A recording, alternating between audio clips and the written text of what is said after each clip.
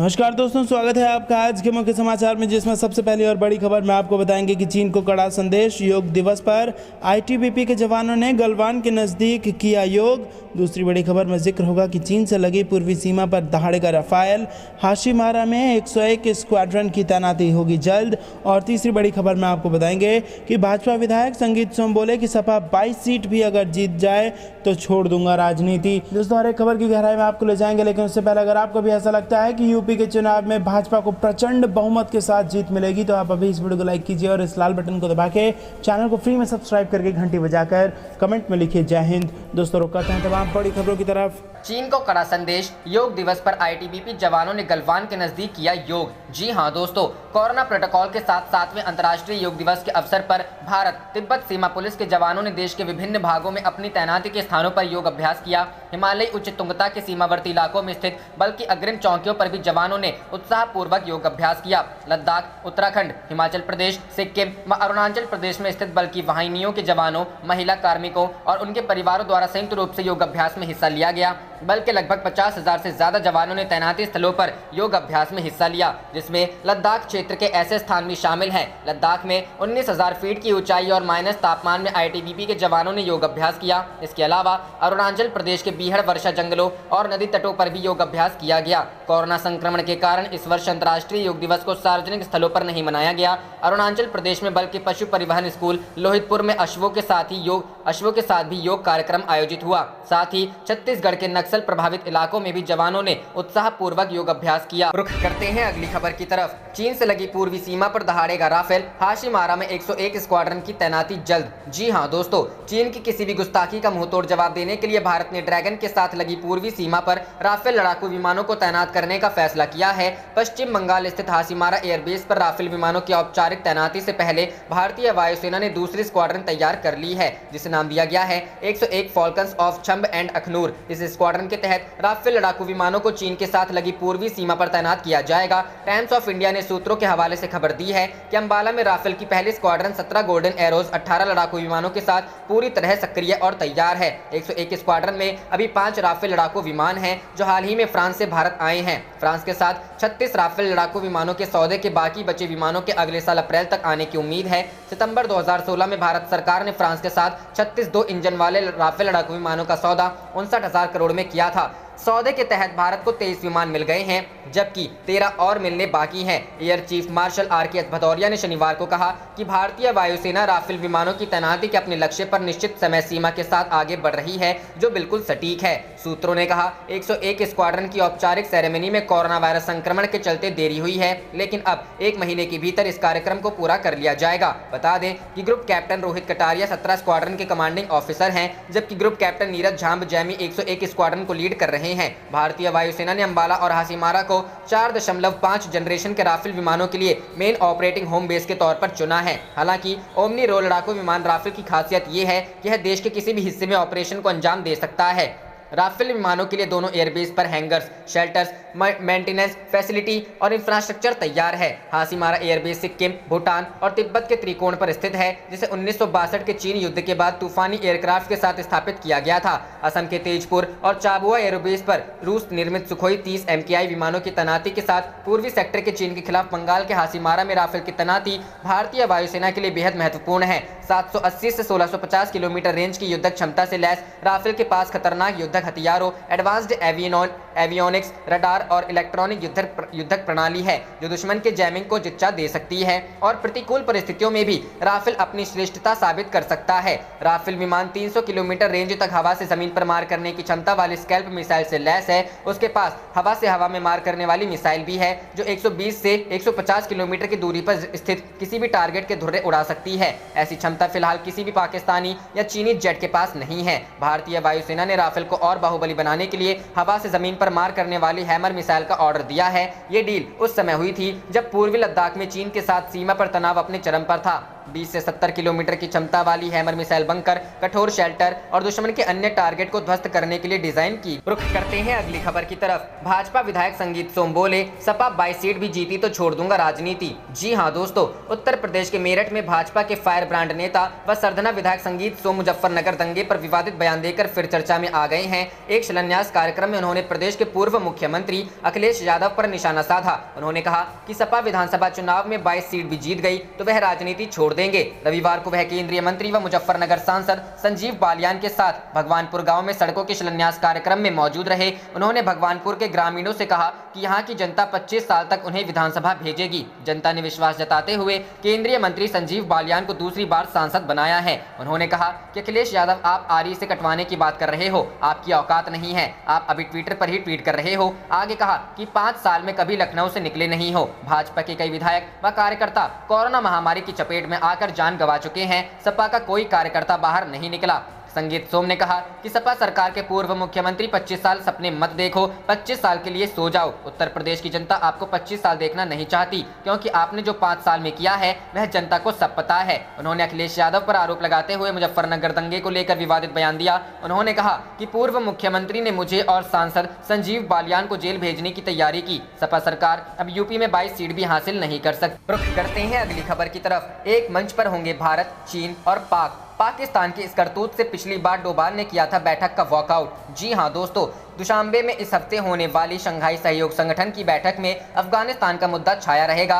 यह एससीओ के राष्ट्रीय सुरक्षा सलाहकारों एनएसए की बैठक है और अफगानिस्तान से अमेरिकी सेना की वापसी की घोषणा के बाद यह संगठन की पहली बैठक है। इसमें चीन, रूस, पाकिस्तान और दूसरे सदस्य देशों के एनएसए के अलावा भारतीय एनएसए अजय डोभाल के भी हिस्सा लेने की संभावना है। पिछले वर्ष यह बैठक रूस में हुई थी, उसमें भी अफगानिस्तान का मुद्दा काफी अहम रहा था। एससीओ ऐसा संगठन है जिसके सभी सदस्यों का रणनीतिक हित सीधे तौर पर अफगानिस्तान से जुड़ा हुआ है। पिछले वर्ष एससीओ एनएसए की बैठक वर्चुअल तौर पर हुई थी। उसमें पाकिस्तानी एनएसए मोहिद यूसुफ ने अपने देश का जो नक्शा लगाया था उसमें कश्मीर को दिखाया था। इसके बाद भारतीय एनएसए डोभाल बैठक से वॉकआउट कर गए थे। 23 से 24 जून को होने वाली इस बैठक में इस बार यूसुफ और डोभाल के बीच आधिकारिक तौर पर द्विपक्षीय बैठक होने की संभावना नहीं है। हालांकि अनौपचारिक वार्ता की संभावना से इनकार नहीं किया जा सकता। सनद रहे कि दोनों देश स्वीकार कर चुके हैं कि डोभाल व यूसुफ के बीच पहले भी अनौपचारिक मुलाकातें हुई हैं। यूसुफ ने रविवार को बताया कि उनकी डोभाल के साथ आधिकारिक द्विपक्षीय मुलाकात की कोई संभावना नहीं है। बताते चले कि हाल ही के महीनों में विदेश मंत्री एस जयशंकर और पाकिस्तानी विदेश मंत्री शाह महमूद कुरैशी 2 बार एक ही संगठन की बैठक में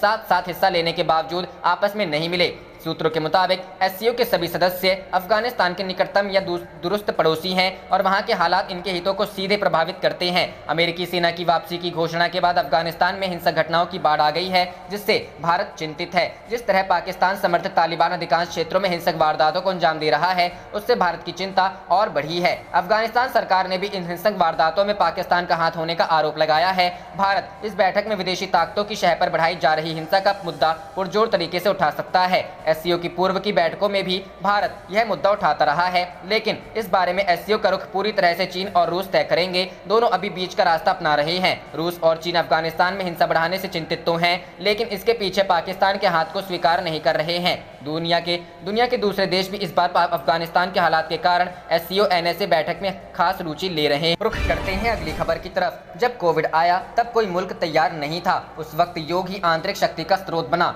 योग दिवस पर पीएम नरेंद्र मोदी। जी हाँ दोस्तों, 7वें अंतर्राष्ट्रीय योग दिवस पर संबोधित करते हुए पीएम नरेंद्र मोदी ने लोगों को शुभकामनाएं दी। उन्होंने कहा कि आज जब पूरा विश्व कोरोना महामारी का मुकाबला कर रहा है तो योग उम्मीद की किरण बना हुआ है। 2 वर्ष से दुनिया भर के देशों में और भारत में भले ही बड़ा सार्वजनिक कार्यक्रम आयोजित ना हुआ हो, लेकिन योग दिवस के प्रति उत्साह जरा भी कम नहीं हुआ है। कोरोना के बावजूद इस बार की योग दिवस की थीम योगा और वेलनेस ने करोड़ों लोगों में योग के प्रति उत्साह और भी बढ़ाया है। पीएम मोदी ने कहा कि मैं आज योग दिवस पर यह कामना करता हूं कि हर देश, हर समाज और हर व्यक्ति स्वस्थ हो, सब एक साथ मिलकर एक दूसरे की ताकत बने। हमारे ऋषियों मुनियों ने योग के लिए समन्वय योग उच्चते यह परिभाषा दी थी। उन्होंने सुख दुख में समान रहने, संयम को एक तरह से योग का पैरामीटर बनाया था। आज इस वैश्विक त्रासदी में योग ने इसे साबित कर दिखाया है। पीएम मोदी ने कहा कि कोरोना के इन 1.5 वर्षों में भारत समेत कितने ही देशों ने बड़े संकट का सामना किया है। दुनिया के अधिकांश देशों के लिए योग दिवस उनका सदियों पुराना सांस्कृतिक पर्व नहीं है। इस मुश्किल समय में, इतनी परेशानी में लोग इसे आसानी से भूल सकते थे, इसकी उपेक्षा कर सकते थे, लेकिन इसके विपरीत लोगों में योग का उत्साह और बढ़ा है, योग से प्रेम बढ़ा है। पिछले 1.5 सालों में दुनिया के कोने कोने में लाखों नए योग साधक बने हैं। प्रधानमंत्री ने कहा कि योग का पहला पर्याय संयम और अनुशासन को कहा गया है। सब उसे अपने जीवन में उतारने का प्रयास भी कर रहे हैं। जब कोरोना के अदृश्य वायरस ने दुनिया में दस्तक दी थी, तब कोई भी देश साधनों से, सामर्थ्य से और मानसिक अवस्था से इसके लिए तैयार नहीं था। हम सभी ने देखा है कि ऐसे कठिन समय में योग आत्मबल का एक बड़ा माध्यम बना। योग ने लोगों में यह भरोसा बढ़ाया कि हम इस बीमारी से लड़ सकते हैं। उन्होंने कहा कि मैं जब फ्रंटलाइन वॉरियर से, डॉक्टर से बात करता हूं, तो वे बताते हैं कि कोरोना के खिलाफ लड़ाई में उन्होंने योग को भी अपना सुरक्षा कवच बनाया। डॉक्टरों ने योग से खुद को भी मजबूत किया और अपने मरीजों को जल्दी स्वस्थ करने में इसका उपयोग भी किया। आज अस्पतालों में ऐसी कितनी तस्वीरें आती हैं जहां डॉक्टर, नर्सें मरीजों को योग सिखा रहे हैं। कहीं मरीज अपना अनुभव साझा कर रहे हैं। प्राणायाम, अनुलोम विलोम जैसी ब्रीदिंग एक्सरसाइज से हमारे रेस्पिरेटरी सिस्टम को कितनी ताकत मिलती है, यह भी दुनिया के विशेषज्ञ खुद बता रहे हैं। रुक करते हैं अगली खबर की तरफ। पाकिस्तान को सता रहा गिलगिट बाल्टिस्तान के छीनने का डर, 300 करोड़ के डेवलपमेंट पैकेज का किया ऐलान। जी हाँ दोस्तों, जब से भारत ने जम्मू कश्मीर का विशेष दर्जा खत्म किया है, तब से पाकिस्तान का पीओके और गिलगिट बाल्टिस्तान को लेकर डर बढ़ता ही जा रहा है। पाकिस्तान ने गिलगिट बाल्टिस्तान को अपने साथ मिलाए रखने के लिए उसे एक बार करोड़ों रुपए के प्रोजेक्ट का चुग्गा फेंका है। खुद आर्थिक तंगहाली का सामना कर रहे पाकिस्तान ने घोषणा की है कि वह गिलगिट बाल्टिस्तान के विकास के लिए 300 करोड़ रुपए खर्च करेगा। पाकिस्तान ने इस धनराशि से गिलगिट बाल्टिस्तान में टूरिज्म बढ़ने और आर्थिक खुशहाली आने का दावा भी किया। द न्यूज की रिपोर्ट के मुताबिक गिलगिट बाल्टिस्तान को लोगों को अपने साथ जोड़ने के लिए पाकिस्तान के सूचना प्रसारण मंत्री फवाद चौधरी शनिवार को स्कार्दू और योजना नियोजन मंत्री असद उमर गिलगिट पहुंचे। फवाद चौधरी ने स्कार्दू में कहा कि इमरान खान सरकार ने 2021-22 में जीबी का बजट रिकॉर्ड लेवल पर बढ़ा दिया है। सरकार ने जीबी के विकास के लिए 300 करोड़ रुपए का डेवलपमेंट पैकेज घोषित किया है। 5 सालों में खर्च होने वाले इस पैकेज से गिलगिट बाल्टिस्तान में ढांचागत सुविधाएं सुधारी जाएंगी। फवाद चौधरी ने कहा कि चीन पाकिस्तान कॉरिडोर बनने से गिलगिट बाल्टिस्तान के विकास के लिए सुनहरा दौर शुरू हो गया है। यह इलाका इस कॉरिडोर की बेहतरीन लोकेशन पर स्थित है। ऐसे में इस प्रोजेक्ट का सबसे बड़ा फायदा भी गिलगिट बाल्टिस्तान को ही होगा। रुख करते हैं अगली खबर की तरफ। जब पीएम मोदी ने की शाह राजनाथ संग अहम बैठक, क्या फिर कुछ बड़ा होने वाला है? जी हाँ दोस्तों, जम्मू कश्मीर को लेकर बड़ी सियासी हलचल के बीच प्रधानमंत्री नरेंद्र मोदी एक हाई लेवल बैठक की। प्रधानमंत्री नरेंद्र मोदी ने अपने आवास पर केंद्रीय गृह मंत्री अमित शाह और रक्षा मंत्री राजनाथ सिंह के साथ बैठक की। हालांकि अभी तक बैठक का उद्देश्य अभी सामने नहीं आ पाया है, मगर सूत्रों की माने तो जम्मू कश्मीर को लेकर जिस तरह से हलचल बढ़ी हुई है, उससे यह अनुमान लगाया जा रहा है कि शायद इसी संबंध में यह बैठक हो। हालांकि राजनीतिक जानकारों का मानना है कि पीएम मोदी की यह बैठक कैबिनेट विस्तार अथवा फेरबदल के लिए भी हो सकती है। गौरतलब है कि इस महीने की शुरुआत में मोदी ने विभिन्न समूहों में केंद्रीय मंत्रियों के साथ लगभग 5 बैठकें की। इसके उद्देश्य मंत्रियों के संबंधित मंत्रालयों द्वारा अब तक किए गए कार्यों का जायजा लेना था। सूत्रों ने बताया कि शाह और सिंह के अलावा केंद्रीय मंत्री निर्मला सीतारमण और पीयूष गोयल भी आज की बैठक में शामिल हो रहे हैं। इधर राजधानी दिल्ली में 24 जून को प्रधानमंत्री नरेंद्र मोदी की अध्यक्षता में होने वाली बैठक के लिए जम्मू कश्मीर के 14 नेताओं को आमंत्रित किया गया है, जिसमें तत्कालीन राज्य के 4 पूर्व मुख्यमंत्री भी शामिल हैं। बता दें कि अगस्त 2019 में जम्मू कश्मीर से आर्टिकल 370 हटाने और 2 केंद्र शासित प्रदेशों में बांटने के करीब 2 साल बाद जम्मू कश्मीर में राजनीतिक गतिरोध को खत्म करने के लिए केंद्र की ओर ये पहली बड़ी पहल मानी जा रही है। इस मीटिंग में जम्मू और कश्मीर दोनों ही क्षेत्रों के नेताओं को बुलाया गया है। रुख करते हैं अगली खबर की तरफ। जनसंख्या नियंत्रण पर कानून लाएगी योगी सरकार, 2 से अधिक बच्चे वालों की सुविधाओं में होगी कटौती। जी हां दोस्तों, उत्तर प्रदेश की योगी सरकार जनसंख्या नियंत्रण पर कानून लाने जा रही है। राज्य विधि आयोग ने जनसंख्या नियंत्रण के कानून का मसौदा बनाना शुरू कर दिया है। उत्तर प्रदेश में इस नए कानून को बनाने के लिए आयोग ने अन्य राज्यों में लागू कानून का अध्ययन करना भी शुरू दिया है। जल्द आयोग इसका मसौदा तैयार कर सरकार को सौंपेगा। जनसंख्या नियंत्रण पर कानून बनने के बाद उत्तर प्रदेश में अब 2 से अधिक बच्चों के माता पिता को आने वाले समय में सरकारी सुविधाओं और सब्सिडी से वंचित होना पड़ सकता है। बताया जा रहा है कि उत्तर प्रदेश राज्य विधि आयोग ने जनसंख्या नियंत्रण के लिए कानून बनाना शुरू कर दिया है।